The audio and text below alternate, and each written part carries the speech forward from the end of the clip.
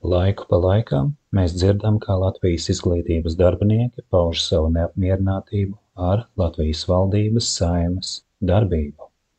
Gadu no gada notiek apmēram tā, kā kāpa, tā turpina kāpt uz vieniem un tiem pašiem grābekļiem.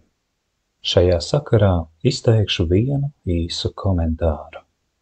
Skolotāji, arī baznīcas, gatavo vergus. Tikai retie no turienes iznāk nesabojāti, spējīgi saglabāt savu stāju, savu sirdsapziņu un nekļūst kā visi. Pedagogi vergo sistēmai, kas sagatavo vergus būt paklausīgiem, lojāliem varai, kas atkal un atkal apdala Stokholmas sindroma intelektuāļus, kuri glaimodami citam neredz vai arī negrib ieraudzīt, kā viņus vazāja un turpina vazāt aiz deguna.